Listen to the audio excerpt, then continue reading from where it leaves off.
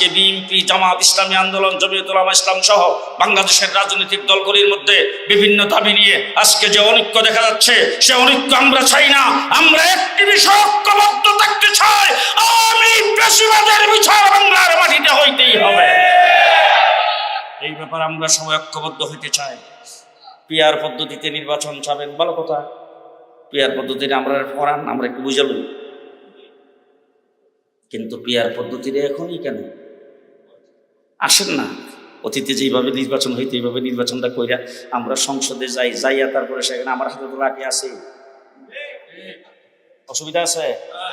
আমরা সেখানে যাই। এখন তো অন্তর্বর্তীকালীন সরকার, তত্ত্বাবধায়ক সরকার, কেউ হয়েছে এনজিও, কেউ হয়েছে আমলা, একটা এক একটা সময় এক এক সময় কি কথাবার্তা বলে, এগুলির রাজনৈতিক দুই ঘুষের কোনো জ্ঞান নাই। কয়েকদিন আগে একটা কোর্ট থেকে যেন হঠাৎ করে নাজিল হয়ে গেল, আগে কিন্তু এর নাম গন্ধ কোনোদিন শুনি নাই। এই যে আয়সা কি নারী ও শিশু বিষয়ক উপদেষ্টা, নাম হইল শারমিন মুর্শিদ। সে আইসে বক্তৃতা দিল কওমি মাদ্রাসা নাকি সেখানে ছোট ছোট ছেলেদের সঙ্গে যৌনতা করা হয়, সেখানে এইসব বলৎকারের পিচ্ছা সে উঠে দিল। কওমি মাদ্রাসার বিরুদ্ধে, কওমি মাদ্রাসাকে তল্লাশি করা হবে, এই সমস্ত কথাবার্তা বলতে পারে ওই সমস্ত লোকরাই যারা গত 15 বছর আন্দোলনের ময়দানে ছিল না, যারা রাজপথে ছিল না, রাজপথে যাদের কোনো ত্যাগ নাই, জেল জুলুমুক্তাচার যারা বুক করে নাই, তাদেরকে দিয়ে অন্তর্বর্তীকালীন সরকার গঠিত হয়েছে। তাদের কাজ হলো একটি নির্ভরযোগ্য নির্বাচন উপহার দেওয়া। নির্বাচন উপহার দিয়ে আপনারা যান, সংসদে বসে আমরা দেখবো পিআর হবে না কি হবে। অন্তত এই বছর সামনের নির্বাচনটা আমাদেরকে করতে দেন। এই সমস্ত দাবি টাবি উঠায় খামাকা অনেকের সৃষ্টি করেন না, বাংলাদেশের নির্বাচন থেকে পিছিয়ে দিয়েন না।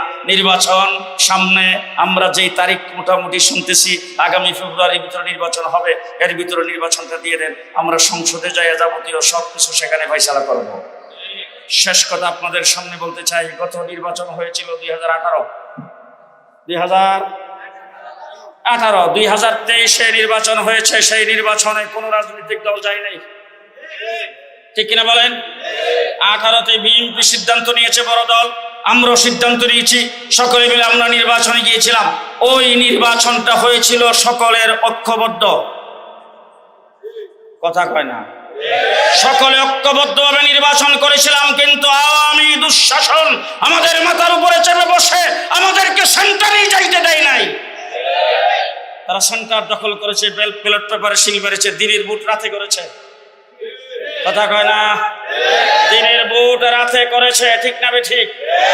সেন্টারে ভোটারদেরকে যাইতে দেয় নাই, কুত্তা ঘুমাইছে, ঠিক কিনা বলেন?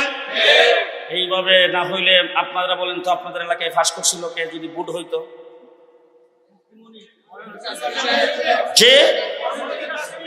যে শামীম ওসমান সাহেব এত বড় বাহাদুরি দেখাইতেন আর কথা কথাই বলতেন খেলা হবে, তিনি কিন্তু মুফতি মুনির সাহেবের হাতে ধরাশায়ী হয়েছিল। যদি সেন্টার দখল না করত, জনগণকে ঠিক মতন ভর্তি দিত, তাইলে মুফতি মুনির সাহেব এখানে বিপুল ভোটে ফাঁস করতেন। তাইলে শামীম ওসমানের মতো একজন সন্ত্রাসী ব্যক্তির সাথে মুফতি মুনির হোসেন কাসিমি সাহেব যেখানে লড়ছেন, সামনে নির্বাচন হইলে উনি আসবেন না আরেকজন? সবাই কয় না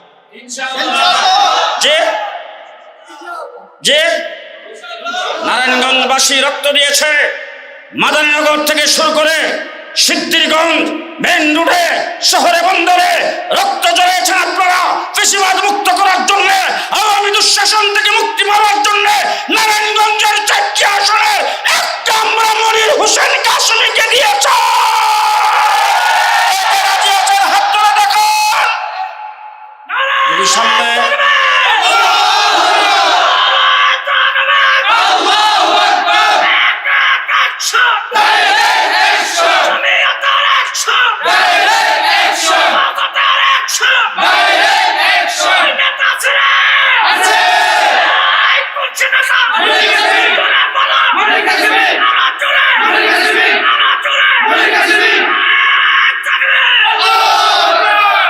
আমার বন্ধুগণ, আপনারা এই এলাকায় হয়তো আপনারা দেখেন নাই, আপনাদেরকে দেখার আহ্বান জানাচ্ছি। আমি মুফতি ফজলুল হক আমিনী সাহেব, ব্রাহ্মণবাড়িয়ার থেকে ওনাকে আমরা সেখানে এমপি বানিয়েছিলাম। উনি 5 বছরে যে উন্নয়ন করেছে, বাংলাদেশে গত 50 বছরে এত উন্নয়ন হয় নাই। মুফতি মুনির সাহেবকে এমপি বানিয়ে দেখেন, দিন ইসলামের কাজ হবে। আমরা বাহিরে স্লোগান দিয়েছি, শাপলা চত্বরে লক্ষ লক্ষ মানুষের সামনে কথা বলেছি, মুফতি মনির সাহেব এমপি হলে ইসলামের বিরুদ্ধে একটু শব্দ কেউ করলে সংসদে দাঁড়িয়ে তিনি প্রতিবাদ করবেন। সুতরাং মুফতি মনির সাহেবের মতো একজন যোগ্য ব্যক্তি আপনাদের এলাকার থেকে এমপি হলে ভালো হবে না খারাপ হবে? আলেম উলামায়ে কেরাম সবচাইতে বেশি নির্যাতিত হয়েছে। আপনারা যার ভুক্তভোগী, শাপলা চত্বরে 1,54,000 গুলি আলেমদের উপরে চালানো হয়েছে এক রাত্রে। আজকে বিভিন্ন মিডিয়ায় প্রকাশ করছেন আঞ্জুমানে মুফিদুল ইসলাম কত বেওয়ারিশ লাশ দাফন করেছেন, ট্রাকে করে লাশ কোথাও সরানো হয়েছে আলামতকে মুছে ফেলার জন্যে। সূর্য ওঠার আগে শাপলা চত্বরকে পরিষ্কার করা হয়েছে। আজকে মিডিয়া প্রকাশ করছেন কিভাবে লাশগুলোকে নদীতে ফেলানো হয়েছে, গণকবর দেওয়া হয়েছে। ওই সময় আপনাদের নারায়ণগঞ্জের সিদ্ধিরগঞ্জ, মাদানীনগর সবচাইতে বেশি আক্রান্ত হয়েছিল। কিন্তু একটা জিনিস আপনাদের জানা আছে, 15 বছর কিন্তু আমরা খেলার মাঠে ছিলাম। যারা আমাদেরকে বারবার বলছেন খেলা হবে, তাদেরকে দেখেছি তারা মাঠে নাই, পুলিশ আমাদের বিরুদ্ধে লড়াই দিয়েছেন। তারা মাঠে ময়দানে তারা খেলতে আসেন নাই, এই দেশের প্রশাসনকে ব্যবহার করে, প্রশাসনের অস্ত্র আমাদের জন্য তারা ব্যবহার করেছেন। আজকে তারা কোথায়? কথায় বলতেন পালাবো না, এখন গেলেন কোথায়? ইতিহাসের পাতায় অনেক পতন, সরকারের পতন পড়েছি, মিডিয়াতে অনেক সরকারের পতন দেখেছি। শ্রীলঙ্কার সরকারের পতন হয়েছে, পাকিস্তান সরকারের পতন হয়েছে, মালয়েশিয়া সরকারের পতন হয়েছে, বিভিন্ন দেশে সরকারের পতন হয়েছে। আমার দেশেও অনেক সরকার 54 বছরে অনেকের পতন হয়েছে, কিন্তু শেখ হাসিনার বেশিরভাগ সরকারের পতনের মতো এমন পতন পৃথিবীর কেউ দেখে না। যতগুলি এমপি ছিল, মেম্বার চেয়ারম্যান ছিল, একটাও নাই। তৃণমূল পর্যায়ের যতগুলি কর্মী ছিল, একটাও নাই। এমনকি কোনো মসজিদের ইমাম যদি তাদেরকে সমর্থন করেছে, হিডাও নাই, সেটাও নাই। পেছনের দরজা দিয়ে সব বাগ্য। আন্দোলন সংগ্রাম আমরা করেছি, আন্দোলনের মাধ্যমে এই সরকারের পতন ঘন্টা আমরা বাজিয়েছি। 2013 সালের রক্ত না হলে 24-এর বিপ্লব করত না। শাপলা চত্বর যদি আমরা রক্ত না দিতাম, 24-এর বিপ্লব ঘটানো যেত না। শাপলা চত্বরে রক্ত দিয়ে আমরা সেই বিপ্লব ঘটাইবার সূচনা করেছি। আল্লাহ রাব্বুল আলামিন সিদ্ধান্ত গ্রহণ করেছেন, বাইতুল্লাহ শরীফ যখন ভেঙে দেওয়ার জন্য আসছেন আব্রাহা বাদশাহ, আল্লাহ পাক তখন আব্দুল মুত্তালিবকে কাজে লাগান নাই, কুরাইশদের বংশের মানুষদেরকে কাজে লাগান নাই, মক্কাবাসীকে আল্লাহ পাক কাজে লাগান নাই। আল্লাহ সিদ্ধান্ত নিয়েছেন সেই ঘরকে রক্ষা করবেন আবাবিল পাখির মাধ্যমে। আমাদের বাংলাদেশেও যখন 15 বছর পর্যন্ত নির্যাতনের স্টিম রুলার চালিয়েছে, দেশে যখন লুটপাট করেছে, গুম হত্যা যখন করেছে, দর্শন করেছে, দেশটা যখন তলাবিহীন জড়িতে পরিণত করেছে, দেশের মজলুম মানুষগুলি মক্কা মদিনা সফর করে আল্লাহর দরবারে চোখের পানি ফেলেছেন, জেলখানাকে চোখের পানিতে বসায় দিয়েছেন। আল্লাহ সিদ্ধান্ত নিয়েছে, আমি আবাবিলের মাধ্যমে সরকারের পতন ঘটায় দেব। ওই সিদ্ধান্ত আল্লাহ পাক বাস্তবায়ন করেছেন স্কুল কলেজের ছাত্রদের মাধ্যমে, মাদ্রাসার ছাত্রদের মাধ্যমে। স্কুল কলেজের ছাত্র আন্দোলন করেছেন, কোঠার আন্দোলন। কিসের আন্দোলন? কোঠার আন্দোলন। মাদ্রাসার ছাত্রদের জন্য কোঠার দরকার তো? কোনো কোঠার দরকার নাই, কারণ আমরা চাকরি নিই না। আমরা যখন সরকারি চাকরি নিই না, আমাদের কোঠার দরকার নাই। কিন্তু স্কুল কলেজের ছাত্ররা রাস্তায় নেমে যখন রক্ত দেওয়া শুরু করেছেন, তাদের বুক যখন গুলির মাধ্যমে যাত্রা করতে শুরু করেছেন, একজন কওমি মাদ্রাসার ছাত্র ঘরে বসে থাকে নাই। কোঠার বিরুদ্ধে যারা আন্দোলন করেছেন, কোঠা পদ্ধতির বিরুদ্ধে যারা আন্দোলন করেছেন, সে আন্দোলনে তাদের কাঁধে কাঁধ মিলাইয়া আমাদেরও শতাধিক ছাত্র জীবন দিয়েছে। আজকে অনেকে পঙ্গু অবস্থায় আছেন। রক্ত আমরা দিয়েছি, আন্দোলন সংগ্রামে আমরা পাশে ছিলাম। ওই সময় একটা সীসাডালা প্রাচীরের মতো একটা ঐক্য গড়ে উঠছিল। বাংলাদেশের সর্ববৃহৎ দল বিএনপি সহ, জামাত সহ, জমিয়তুল উলামা ইসলাম সহ এদেশের যত প্রকারের রাজনৈতিক দল আছে, সমস্ত রাজনৈতিক দলগুলো আওয়ামী দালাল এবং আওয়ামী চাটুকার বাদ দিয়ে সবগুলো ঐক্যবদ্ধ হয়ে মাঠে নামার পরে জুলাই আগস্টের বিপ্লব ঘটেছে। আজকেও আমরা চাই না আওয়ামী লীগের সামনে আসুক। কি বলেন আপনারা? আমি পরিষ্কার ভাষায় বলি, সামনে নির্বাচন হবে, ব্যালট পেপার থাকবে, মার্কা থাকবে, নৌকা মার্কা সবাই কয় না। সামনে ব্যালট পেপার আসবে, মার্কা আসবে, সিল মারার জন্য আমরা যাব, কিন্তু সেই ব্যালট পেপারে নৌকা মার্কা থাকবে না। সামনে আমরা যখন রাজপথে নামবো, ইলেকশন করবো, ইলেকশনের মধ্যে স্লোগান হবে নারায়ে তাকবীর, আল্লাহু আকবার, বিভিন্ন মার্কার স্লোগান হবে, কিন্তু জয় বাংলার স্লোগান থাকবে না। আজকে আমরা যারা মাঠে ময়দানে কথাবার্তা বলছি, যদি আওয়ামী লীগ আবার আসতে পারে, কি মনে করেন আপনারা? যে এখন যদি আওয়ামী লীগ মনে করে ভারতের গাড়ি সওয়ার হয়ে ভারতের কোলে বসে মোদির মাধ্যমে, ভারত সরকারের মাধ্যমে, ভারত একটি বড় দেশ, সেই দেশের মাধ্যমে আবার আমার বাংলাদেশে ইন করবে, পরিষ্কার ভাষায় বলে দিতে চাই, আপনারা যেইভাবে ভাগছেন সেই বাগাটাই আপনাদের শেষ। তবে শেখ হাসিনা বাংলাদেশে আসবে, অবশ্যই আসবে, আমরা আনবো তাকে, আমরা তাকে বাংলাদেশে আনবো, কিন্তু জেলখানার ফাঁসির কাস্টে তার ফাঁসি হবে না। হাইকোর্টের সামনে অথবা শাপলা চত্বরে প্রকাশ্যে জনগণের সামনে থেকে ফাঁসির কাস্টে ঝুলাবে। আজকে ফেসিবাদের দোসর, শেখ হাসিনার দোসর, বাংলাদেশে শেখ হাসিনার কথা অনুযায়ী যারা এই দেশে লুটপাট চালিয়েছেন, যারা এই দেশে অত্যাচার চালিয়েছেন, প্রত্যেকের ফাঁসি বাংলার মাটিতে কার্যকর করতে হবে। পৃথিবীর যেখানেই থাক তাদেরকে আনতে হবে, ঠিক না ঠিক? সে আনার জন্য, বিচারের জন্য আমাদের ঐক্যবদ্ধ হওয়া দরকার আছে না নাই? আসতে বলেন, দরকার আছে না নাই?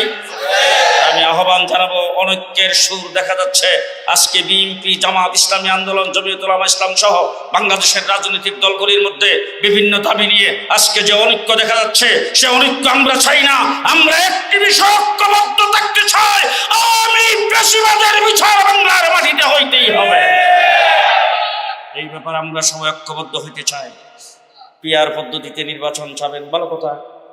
পিআর পদ্ধতিতে আমরা পড়ান, আমরা একটু বুঝে লই, কিন্তু পিআর পদ্ধতিতে এখনই কেন আসেন না? অতীতে যেইভাবে নির্বাচন হইতে এইভাবে নির্বাচনটা কইরা আমরা সংসদে যাইয়া তারপরে সেখানে আমার হাতে তো লাঠি আছে, অসুবিধা আছে? আমরা সেখানে যাই, এখন তো অন্তর্বর্তীকালীন সরকার, তত্ত্বাবধায়ক সরকার, কেউ এসে এনজিও, কেউ এসে আমলা, এক একটা সময় এক সময় কি কথাবার্তা বলে, এগুলি রাজনৈতিক দুই বিষয়ের কোনো জ্ঞান নাই। কয়েকদিন আগে একটা কোর্ট থেকে যেন হঠাৎ করে নাজিল হয়ে গেল, আগে কিন্তু এর নাম গন্ধ কোনোদিন শুনি নাই। এই যে আয়সা কি নারী ও শিশু বিষয়ক উপদেষ্টা, নাম হইল শারমিন মুর্শিদ, সে আইসে বক্তৃতা দিল কওমি মাদ্রাসা নাকি সেখানে ছোট ছোট ছেলেদের সঙ্গে যৌনতা করা হয়, সেখানে এইসব বলৎকারের কিচ্ছা সে উঠে দিল।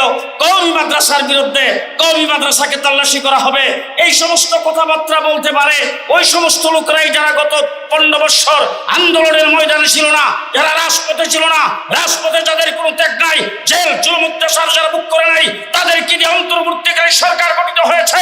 তাদের কাজ হলো একটি নির্ভরযোগ্য নির্বাচন উপহার দেওয়া। নির্বাচন উপহার দিয়ে আপনারা যান, সংসদে বসে আমরা দেখবো পিআর হবে না কি হবে। অন্তত এই বছর সামনের নির্বাচনটা আমাদেরকে করতে দেন। এই সমস্ত দাবি টাবি উঠায় খামাকা অনেকের সৃষ্টি করেন না, বাংলাদেশে নির্বাচন থেকে পিছিয়ে দিয়েন না। নির্বাচন সামনে, আমরা যেই তারিখ মোটামুটি শুনতেছি আগামী ফেব্রুয়ারির ভিতরে নির্বাচন হবে, এর ভিতরে নির্বাচনটা দিয়ে দেন, আমরা সংসদে যাই যাবতীয় সবকিছু সেখানে ফয়সালা করবো। শেষ কথা আপনাদের সামনে বলতে চাই, গত নির্বাচন হয়েছিল 2023 নির্বাচন হয়েছে, সেই নির্বাচনে কোন রাজনৈতিক দল যায় নাই, ঠিক কিনা বলেন? 18তে বিএনপি সিদ্ধান্ত নিয়েছে বড় দল, আমরাও সিদ্ধান্ত নিয়েছি, সকলে মিলে আমরা নির্বাচনে গিয়েছিলাম। ওই নির্বাচনটা হয়েছিল সকলের ঐক্যবদ্ধ, কথা কয় না, সকলে ঐক্যবদ্ধভাবে নির্বাচন করেছিলাম। কিন্তু আওয়ামী দুঃশাসন আমাদের মাথার উপরে চেপে বসে আমাদেরকে সেন্টারেই যাইতে দেয় নাই। তারা সেন্টার দখল করেছে, ব্যালট পেপারে সিল মেরেছে, দিনের ভোট রাতে করেছে, কথা কয় না, দিনের ভোট রাতে করেছে, ঠিক না ঠিক? সেন্টারে ভোটারদেরকে যাইতে দেয় নাই, কুত্তা ঘুমাইছে, ঠিক কিনা বলেন? এইভাবে না হইলে আপনারা বলেন তো, আপনাদের এলাকায় ফাঁস করছিল কে যদি ভোট হইতো?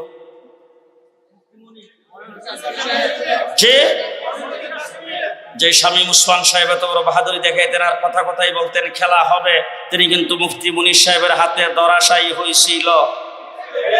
যদি সেন্টার দখল না করতেন, জনগণকে ঠিক মতন ভর্তি দিত, তাইলে মুফতি মুনীর সাহেব এখানে বিপুল ভোটে পাস করতেন। তাইলে শামীম ওসমানের মতো একজন সন্ত্রাসী ব্যক্তির সাথে মুফতি মুনীর হোসেন কাসিমি সাহেব যেখানে লড়ছেন, সামনে নির্বাচন হইলে উনি আসবেন না আরেকজন? সবাই কয় না যে নারায়ণগঞ্জবাসী রক্ত দিয়েছে, মাদারীনগর থেকে শুরু করে সিদ্ধিরগঞ্জ মেন রোডে শহরে বন্দরে রক্ত ঝরেছেন আপনারা ফ্যাসিবাদ মুক্ত করার জন্য, আওয়ামী দুঃশাসন থেকে মুক্তি পাওয়ার জন্য। নারায়ণগঞ্জের 4টি আসনে একটা আমরা মনির হোসেন কাসিমিকে দিয়েছ। হাত ধরে দেখুন, যদি সামনে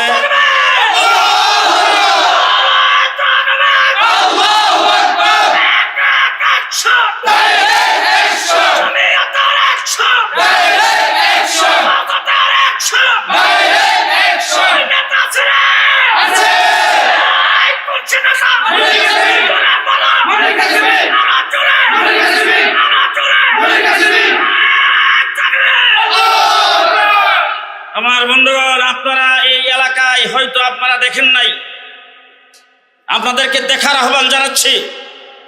আমি মুফতি ফজলুল হক আমিনী সাহেব ব্রাহ্মণবাড়িয়ার থেকে ওনাকে আমরা সেখানে এমপি বানিয়েছিলাম।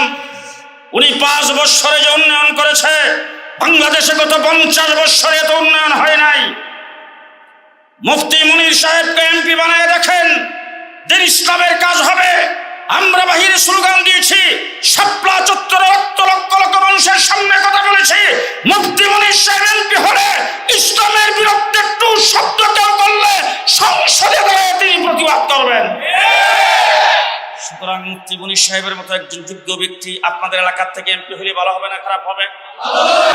আজকের থেকে আমরা সকলে ভোটার না কর্মী, ভোটার না কর্মী। আপনারা যে যে গণনার থেকে আসছেন, যেখান থেকে আসছেন, মাদ্রাসার ছাত্র হোক, স্কুলের ছাত্র হোক, কিংবা খেটে খাওয়া মানুষ হোক, কৃষক শ্রমিক মেহনতি মানুষ হোক, প্রত্যেকে আজকের থেকে আমরা মুফতি মুনীর সাহেবকে এমপি বানাইবার একজন কর্মী। আসসালামু আলাইকুম ওয়া রাহমাতুল্লাহি ওয়া বারাকাতুহু। অবশ্যই মুমিনিন।